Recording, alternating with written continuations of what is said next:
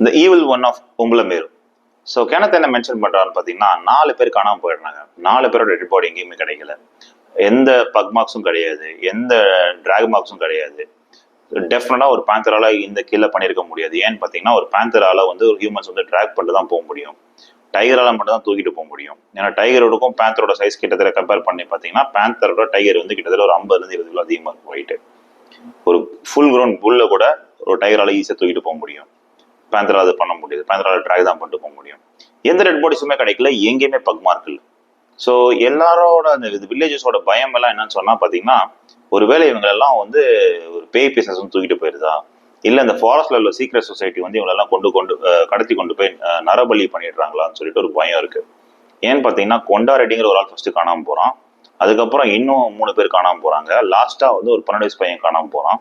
இது எல்லா சஸ்பிஷனும் பார்த்தீங்கன்னா கிருஷ்ணா ரெட்டிங்கிற ஒரு பிளாக் மேஜிக் ப்ராக்டிஷனர் மேல வருது. உடு ப்ராக்டிஷனர் வாங்க அந்த ஆள் மேல வருது.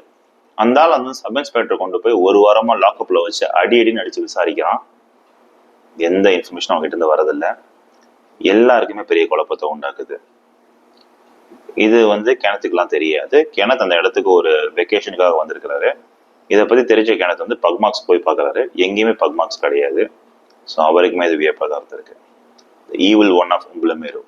அந்த லிங்க் கீழே டிஸ்கிரிப்ஷன்ல கொடுத்துருக்கேன். கிளிக் பண்ணி பாருங்க.